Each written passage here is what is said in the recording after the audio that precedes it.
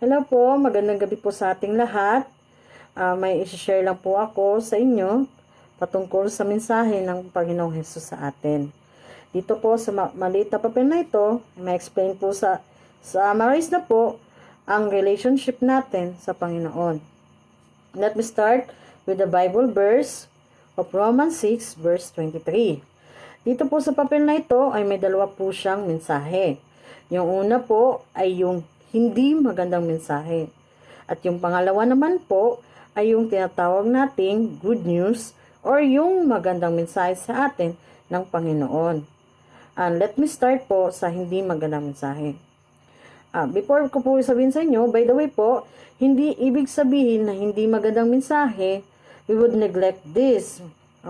Porque hindi siya maganda, neglect na natin. But this is actually the important part of the message. So, kung nakikita niyo po itong malaking katagang ito, yan po ay death. Let me start. For the wages of sin is death. Ano po bang ibig sabihin ng wages? Ito pong wages na to. Yung wages po, yun yung kabayaran sa atin kung ano man po ang nagagawa natin.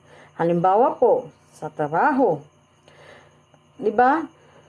Mga ginagawa nating services, binabayaran po tayo ng ating amo, which we receive income or salary natin. Now, ano po yung tinatanggap natin na wages at ano ba yung ginagawa natin? Nakasabi po dito, ito po, for the wages of sin.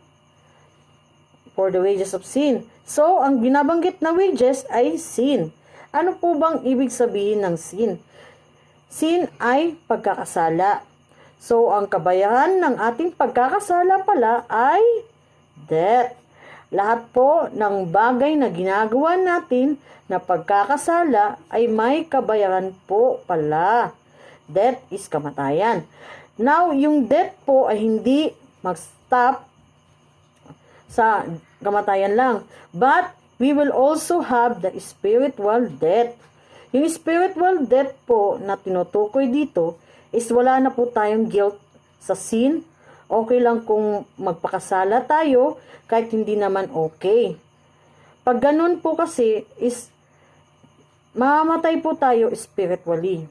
Wala na tayong gana to ask from God, and that leads to depression, leads to more sins, leads to stress, boredom.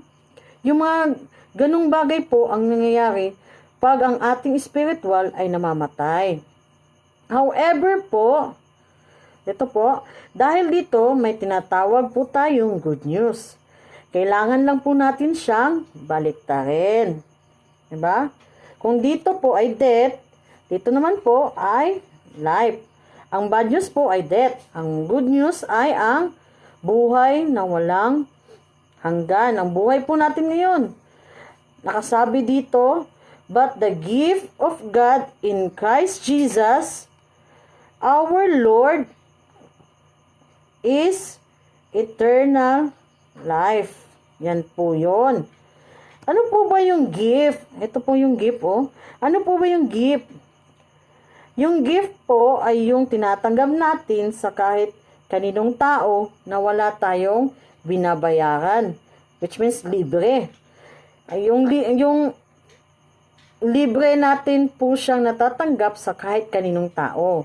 Dito naman po na libre ay natatanggap natin mula sa Panginoon. Libreng natatanggap natin sa Panginoon. We will receive the gift of God through Christ Jesus our Lord, which we will receive the eternal life. Yan po yun. Yun po ay kung tatanggapin po natin ang Panginoong Hesus sa buhay natin. At tayo po ay magkakaroon ng libreng eternal life. Ngayon po, alam ko pong gustong-gusto niyong tanggapin ang Panginoong Hesus. Huwag niyo na po hayaang maging huli ang lahat. Tanggapin po natin ang Panginoong Hesus. All we need to do is to pray and receive Jesus Christ as our Lord as our Savior and Lord, who saves us from sins. Let's pray. Let's bow down our head and receive Jesus. Follow nyo lang po ako. Ako po ay may babanggiting prayer and all you need to do is to follow me. Magdasal po tayo. Sabayan nyo po ako. Lord Jesus, I need you. Thank you for dying on the cross for my sins. I open my life and receive you as my Savior and Lord. Thank you for forgiving my sins and giving me eternal life. Take control of the throne of my life. Empower me to obey, follow, trust, and love you more and more, and day after day. This we ask in Jesus' name we pray. Amen. Amen. Yan po. Salamat po sa inyong pakikinig at sana po ay na-receive nyo na po si Jesus. Maraming salamat po at God bless po sa ating lahat.